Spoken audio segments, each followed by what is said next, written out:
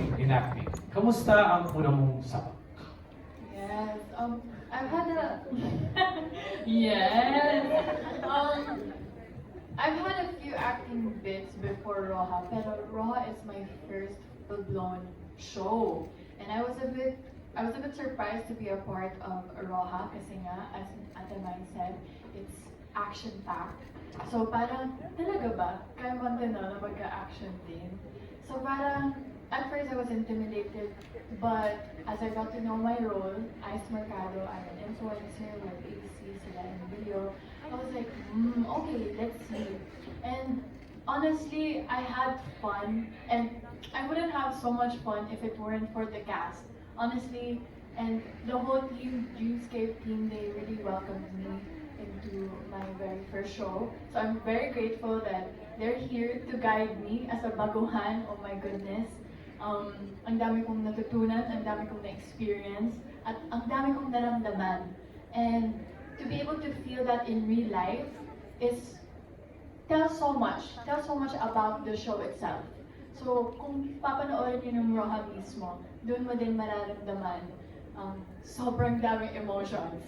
So thank you so much Dreamscape for giving me this opportunity, and I had a blast. So same question mula kay Maymay. If you were to be considered again for another project na action, you would take it? Ooh, for another action? Syempre, bakit hindi, di ba? I mean, hindi, siguro it's not like the first thought that would come into your mind. Kaya Montenola, mag-action. Parang hindi, wala kasi siya sa parang first impression mo. But why not, di ba? We'll explore. Yes. Thank you, Kai. For Lou, madaming viewers and mga fans ang pumuri sa action scenes mo. Alaban si Donnie, medyo may ano na kanina. May example na kanina. For you, from your perspective, kamusta? What is it like with action scenes, especially si Donnie, yung kasama sa isa? I enjoyed it kasi, oh my gosh, kinakabahan ko actually. It was fun to work with Donnie. Sino mo na si Donnie? Sino tawag siya? Nung una kinakabahan talaga. Kasi, well, sa mga past na work ko, hindi pa yun hand-to-hand combat. It's always just like pointing the gun and then, but with him, it was easy naman kasi we were both just working together as a team when it comes to the shooting that. And mabilis yung pag-pick up natin with the parang the stunts, parang saya. So it was really Alright, thank you, Lou, for EG and Kobe. So given na ito, kumbaga pivotal din di ba? Yung inyong mga eksena. Hostage taking kasi yung plot ng buong series, of course, and if you were placed in a similar situation sa pinagdaanan ng characters ninyo, how would you respond muna, EG? Kumbaga kung balik ka rin natin. Ito si Finn, talagang siya, nakasurvive siya, ang dami pinagdaanan. Pero feeling ko si Iggy Boy, hindi niya kayang gawin lahat ng pinagdaanan ni Finn. Sa dami ng pinagdaanan ni Finn, nasabugan ng bomba, nagbato ng granada, nadamplisan ng baril. So ang dami nangyari. Kung si Emil nagtataka yung ba't buhay pa, nagtataka na rin ako bakit si Finn buhay pa. So, feeling ko si Iggy Boy, hindi niya kayang gawin yun. Pero ganun kagaling yung ginawa ng team ng Roja. Kasi parang magawa mo na kung isipin mo parang comic books, ano to, superhero, pero nabibigyan ng hustisya ba't nangyayari yung mga yun, diba? So, Napatawa mo, Cass. Thank you, Kobe. Alam mo kasi si Maki marami siyang connections kaya siya nag-survive. Si Kobe, wala masyado. So medyo parehas pala. I think it would be a very different experience for me, and I don't think I would be able to survive what Maki went through. Yes. Okay, Iggy and Kobe, thank you. Pero, follow-up question lang. Would you fight back? How would you fight back siguro? Kagaya ng ginawa ng characters niyo. Ako kasi, ang importante kasi sa akin yung mga mahal ko sa buhay. So kung napunta ako sa ganong klaseng sitwasyon, kung lalaban man ako para protektahan yung mga loved ones ko, pati yung mga tao sa paligid ko. So kung ano yung ginawa ni Faith as a security guard, kahit hindi ako security guard as Iggy Boy, gagawin ko yung para protektahan yung mga mahal ko sa buhay. Yon.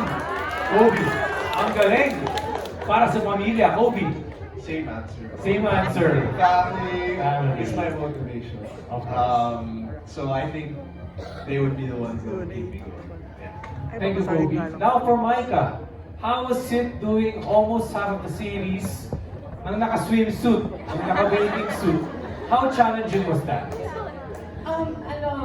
Actually, hindi naman siya challenging kasi I'm so comfortable with everyone that I've worked with. Like, I mean, look at them. I'm so grateful to be working with such incredible people that made me comfortable. So I really wasn't even thinking about what I was wearing. I was just thinking about how can I contribute to the show. Kasi ayoko silang ipahiya kasi grabe yung mga efforts and passion na binibigay talaga ng each individual. So gusto ko lang talaga yun panindigan and sana na panindigan ko. And nagustuhan niyo ba yung swimsuit?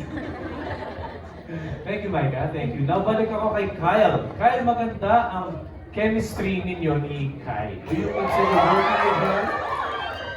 Of course, how do you consider working with her for a separate series? Or, baka may pa-teaser ka, baka meron mga plano. Meron ba? What was the question? How would I consider? Okay, una-muna, do you consider working with her again for a separate Oo series? naman, for sure. I would love to work with her again. I think since day one when we got to work in MMK, nakabuo kami ng good chemistry when it comes to working together. It doesn't feel like work whenever we have scenes together, so why wouldn't I, diba? Or are there already plans? Abangan nyo na lang po. Ayun! May konting pa-teaser. Okay, abangan na lang daw po natin kung meron. For Donnie, after the show, have you thought of yourself on gaano ka kabuting kakampi? Or gaano ka kasamang kaaway? Question from our media. Have you reflected now? Yes. Ano ba, as a person, as a friend, as a teammate, gaano ka kabuting kakampi? Hindi ko alam kung yun yung nare-reflect ko kasi, well, first of all, yung character ko muna, hindi rin niya magagawa yung mga bagay niya kung hindi dahil sa mga tao na sa paligid niya. So hindi na iniisip yung ano ba yung ibibigay ko sa team lang na to, like what is my role here. Parang iniisip niya, how do we all go through this together? Kasi hindi ko rin magagawa yung mga eksena na wala si Olsen. Hindi ko rin magagawa yung mag-escape kami, wala si Rafael, wala si Chief Flo. So, lahat naman may sariling siguro parte dun sa pag-escape, pag-solve ng problema. But I think that's where it becomes most interesting when all of our minds, are combined and yung strengths namin. Nagiging mabuting kakampi kami lahat kasi parang nagagamit namin yung iba't ibang talento ng isa't isa. Yeah. Follow up dito, gaano ka kasamang kaaway? Masamang kaaway. Or masama ba? Hindi naman. Baka naman. Hindi, masama kung gano'n yung mga kaaway ko, yung grabe yung ginawa sa pamilya ko, saka yung mga mahal sa buhay ko. Siyempre, I will fight back naman talaga. If it comes to the point na yung safety, tsaka yung may threat na yung pamilya o yung mga nasa paligid ko na mahal ko, siyempre, masamang kaaway ako. Ayun. Okay, syempre pag yung mahal mo nga naman sa buhay is napunta na sa harm, syempre, lahat naman tayo. That's how we would respond. Para po sa lahat. What life lessons from your character in Roha are you applying in your everyday living? May, I will start. Marami pa akong natutunan dun sa character ko kay Duna, pero ang sobrang natutunan ko sa kanya siguro ko yung pagiging positibo niya. So kapag nasiset siya ng goal na magsusurvive ako, magsusurvive siya. So doon ko na-realize ako, pwede ko i-apply yun sa sarili ko. Parang kailangan ko yun. Kumbaga, hindi pala natin kailangan maging positibo para na maging okay yung sitwasyon natin. Pwede pala tayo maging positibo kahit nasa gitna tayo ng chaos o nasa gitna tayo ng problema na pinagdadaanan natin. Kasi what we think becomes what we feel pala talaga. Doon nag-shape yung life natin sa kung ano iniisip natin sa sarili natin. So yun Staying po. positive, always. Yes po. Thank you, my Yasi. Ako po, kay Ayan. Si Ayan po ang first gray character po na na-portray ko eh. So, ang dami niya pong mga tama at mali na ginagawa. Tama na minamahal yung tatay niya buong buo, na gusto niya makalabas ang tatay niya sa kulungan. Mali rin yung mga naikilos niya, na nadala na rin sa kapahamakan, hindi lang ang sarili niyang pamilya, kundi ang lahat dahil sa damay-damay na pagsunod-sunod ng mga nangyayari after sa consequences. May reveal pa nga recently po kung napanood ninyo, yun din ang isa pang maling nagawa niya. So siguro para sa akin, kung meron lang akong i-advise na lang siguro para sa kanya, is to really be careful na lang din talaga at huwag ding magpaloko sa mga tuksong akala mong tutulong sa'yo. Yun na lang. Yun na lang. Kay Ayan. Okay, kay Ayan. Thank you, Yasi. Miss LT, character, lessons po mula po sa inyong character. Kasi nagkakamali ang tao kapag ka talagang sumusobra yung pagmamahal mo. So, yung obsession, kailangan talaga malaman mo na may hangganan. May mamali ka sa mga bagay-bagay, but you have to take care of your spirit. And yun yung unang-una siguro na kailangan mo isipin. Lalo na kung may pamilya ka. Miss LT, thank you. Miss Janice, sa inyo po. Huwag masyadong palandi. Kasi yung palandi, ano ba yun? Dahil problemang binigay sa buhay. But apparently, sa totoong buhay, naging problema ko rin siya. Diba? So, that's it for me. Napaka-practical po nun. Diba? Apo. Yung problema ni Wendy, naging problema ko na rin na kaya tama na. Thank you, Miss Janice. Sir Raymond, Sir Raymond. Ikaw, Magnus, baka natutunan mo rin yan. Oo, baka ganun din yung lesson sa'yo. Sa akin naman, huwag magpapalandi sa ibang tao. Pero kung ganun kaganda naman, syempre, of course, you have to allow yourself. Tao lang po at nagkakamali. I guess yun yung lesson ni Magnus na nagkakamali siya, pero sincere naman yung kanyang pagkakamali dahil minahal naman niya talaga. At the same time, kumbaga bumawi siya sa lahat ng pagkakamali niya and na-realize niya how important it is, how important family is, and how important to give your life, to sacrifice your life for the lives of others. Yeah. Thank you. Sir Joel, sa inyo po. There's no end to learning, no? Ang pinaka, siguro is, do not put the law into your hands, and revenge, don't be fueled by revenge, because it will be your own poison. And then, crime does not pay. Crime does not pay. You have to believe in the law of karma. Justice will be served. If either you did good or you did bad, same thing. And the love of money is turned into bonito. So, money is okay, but the love of it is going to be the root. Okay. And marami pa. Applicable nga in real life. Thank you, Sir Joel. EJ, para sa'yo. Yeah, yung character ko na as matinong police, so siguro para sa lahat to, basta mag-take ka ng oath. So maging, kahit saan ano pa yan, kahit saan position pa yan, na sana gawin mo kung ano yung tinig kung sino pa ang tungkulin. Makita mo, gawin mo, at hindi lahat ng mga nakakaharap mo ay masasabi mo na kakampi mo. So kasi nung pupunta ng character ko sa Laplayo Roja, ang babait itong mga to. Yung sila Tito Joel, mga character ng Magnus, ang mabait sila lahat. Pero pag alis ko, doon makikita na, bigla ko na-realize, ang babait nila, pero ito pala yung mga gumagawa ng problema dun sa Laplayo Roja.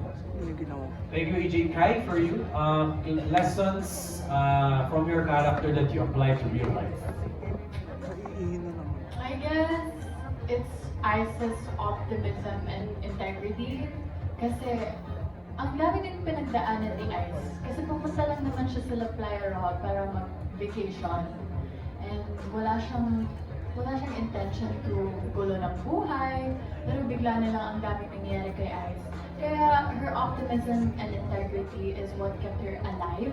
May pinaglalaban siya kahit wala sa isa yung mommy niya.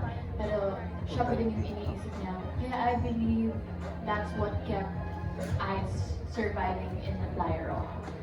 Lou, for you? Lessons. Lesson, it would be a positive one for Gwen.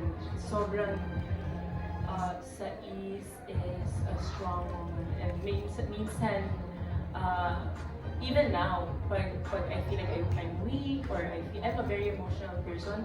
So, whenever I feel like I want to be strong, I quickly snap into Gwen. And wala, she quickly wants to go from point A, B, C, D. She's goal-driven. And ginagawa niya rin sa taong nag-alaga sa kanya, which is her leader. So I like Gwen. Thank you, Lou. Sir Chris, para po sa inyo, lessons from your character that you apply in real life. I think it's the power of now. The power of now, bigyan natin ng konsiderasyon ng future, but we have to give importance to what we have right now. Because sa family namin, may sakit yung asawa ko doon, tapos may anak ako ng maliit na kailangan kong makita lumaki in spite of yung mga pangyayari sa island. So the power of now is very important. That you see these people, yan ang bigyan mo ng pagpapahalaga. More than, not more than, but bigyan ibang halaga rin yung future. But mas importante yung Okay, appreciate the present. Look Yes. forward to the future and how we prepare for now. That's right. And bigyan ng magandang pagrespeto sa mga kababaihan. Yes, exactly. Very timely also Yes. again. Happy Women's Month po sa lahat ng mga kababaihan. Happy Women's Month to all. Thank you for that. Micah? Never give up. It's never too late and pwede magbago palagi. Kahit ano man ang pinagdaanan natin or ano man yung ginawa natin noon, pwedeng magbago.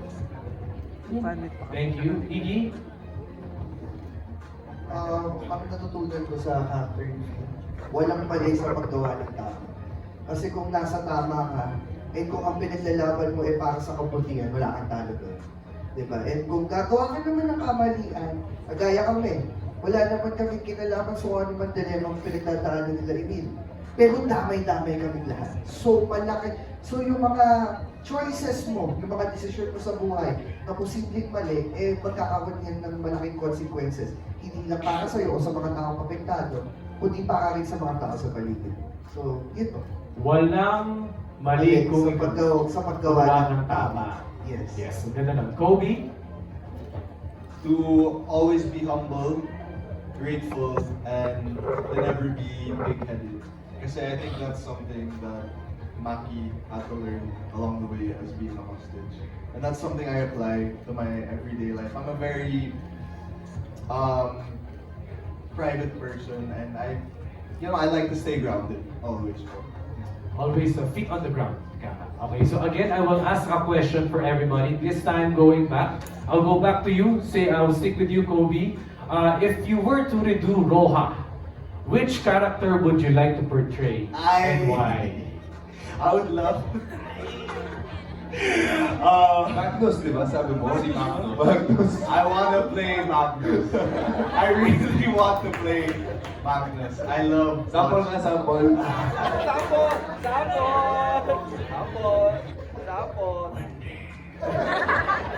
No, I would love to play Tito Raymond's character. I love watching his process. I'm a very big fan of Tito Raymond, and it's great to watch him. It's great to see him on screen, and yeah, I would love to have the chance one day, hopefully, play a character like For that. Kobe, it's Magnus. Para kay Iggy, sino, kung magre-redo ang Roja, sinong karakter?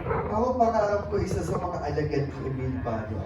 Kasi bilang Iggy Boy, kilala niyo ako bilang komedyante, kasama dun sa mabait, and gusto ko rin naman maipakita yung side ko na kaya ko gawin yung mga ganong klaseng bagay, di ba?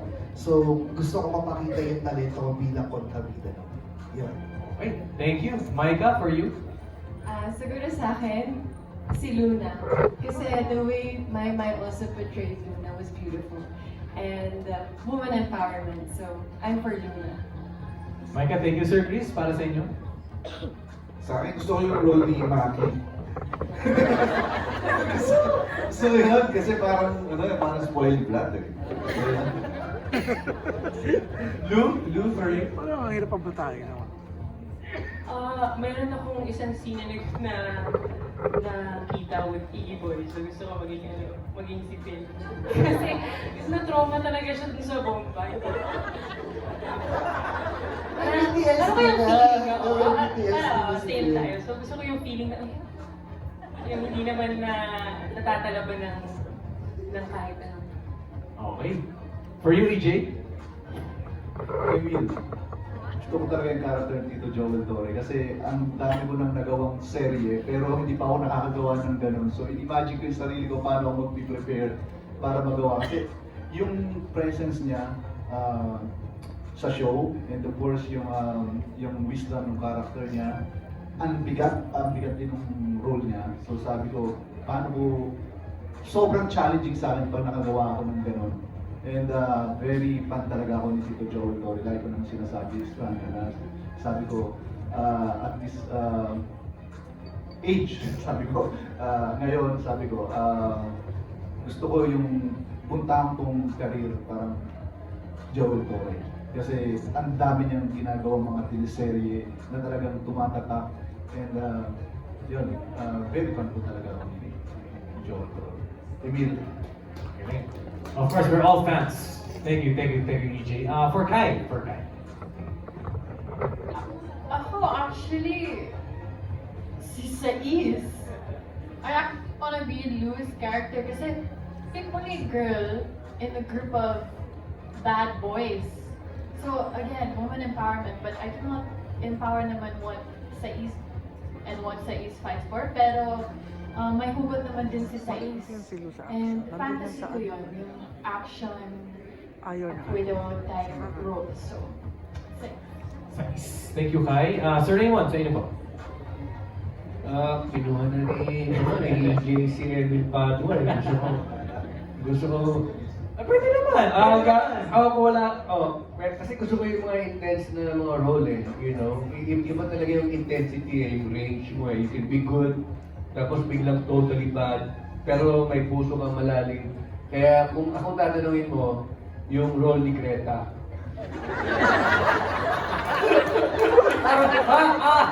Pero may twist siya. May twist. Pag ako kumanap niya, naku. I'll give you a run for your money. Sir Raymond, thank you po. Greta is so amazing. Yes, amazing role, amazing role. Alright, thank you, Sir Raymond. Para po sa inyo, Sir Joel. Would it still be Emil? Sa kanila na lang yun. Ang hirap tong Emil. Siguro kay Liam, no? O mayaman ka, o pogi ka, o naguluto ka, o wala pang love team, o sigurado hindi ka mamamatay. Title ka pa, Roja, ano pa, ha? Nahanap na lang tayo ng love team para kay Liam Roja. No, I really like Liam's kaya lang overage lang ko sa kanila. Thank you. Thank you, sir. Miss LT, sa inyo po. Parang ang dami. Daming, nagawa ko lang yung kay Ayen, yung kay Janice Landilan eh. Magpupulis yan, si EJ. Yes, magpupulis naman yan. Pwede yan. Pero doon papunta sa action yung pulis eh. Hindi dahil kaya mo yung nakaswimsuit ka lang. Pero hindi na challenging talaga din. Yung parang talagang if you're gonna, pag pinanood mo yung buo, it's Emil's character. Challenging din naman yung kay Greta. Kasi nga, may mga twist na, kasi nga, masarap i-portray yung hindi ka balance. May imbalance yung character mo, hindi yung straight lang. Thank you, Miss Jenny, sa inyo po. Zia Grace, 4 na oras na trabaho, full pay. Diba? Saan ka ba? Diba? No, but seriously, Wendy, I'll stick with Wendy. I love Wendy. May mic para sa'yo. Ako po kay Gwen, kasi hindi na siya body. Talaga nabigyan niya ng hustisya yung bawat action po talaga sa bawat eksena niya. Never din po akong nag-portray ng villain, yung main villain mismo. So parang gusto ko din i-try ko yun. Uy, pwede. Baka sa next, no? kung mapagpapala rin. Villain naman sa action. Yasi Marcel. Ako po, gusto ko talaga sabihin si tatay eh. Kasi, ang sarap ang portray siguro yung parang nababaliw, hindi maintindihan ko lang nararamdaman, naghahanap lagi ng wala, nag-i-imagine, nag-a-action, they've seen everything also that he's done. Pero syempre, also nakakatulad na po nung sinabi ni tatay na gumagawa siya ng action po, especially now, also at this age, talagang siya po yung gumagawa, parang nakakabilib. And I also want to be able to do my own stunts. And I want to be able to act like you with the range of emotions. So parang sa akin, si Ines. Thank you, Yasi. Thank you, Yasi. Kat? Ako siguro si Direk Andoy. Pew, pew, pew. Hindi, sa totoo lang. Kasi sa dami nangyari sa show po namin, yung mga may puso talaga na eksena binibigay kay Direk Andoy. And it's so hard to add kilig and love and heartbreak and all those different factors when all this violence is happening throughout the show. So, hangat din ako sa ginawa ni Direk Andoy. And I think one day, baka direct din ako ng ganyan. Bakit hindi? Thank you, Kat. Thank you, Pew. Yung, Donnie? I would say para may iba naman, yung role ni Harvey. Anong pangalan niya dito? Ian. Si Ian. Kasi nerd siya, matalino siya. Pero awkward din siya, saka hindi niya alam kung anong team siya. It comes to a point na nag-second guess siya kasi nakita niya yung pinagalingan ng isang side, saka yung pinagalingan namin. So parang, ang nangyayari, meron siyang overlapping thoughts na ano ba yung talagang tama. And you know, it's a fun role to play with kasi Harvey did it so well. So I think that would be one of the roles na, magiging, siguro, mas-stretch ka talaga and may papapaisip ka kung sino ba talaga ako, ano ba yung dapat ipaglaban ko. Yung ganun. Alright, so thank you for your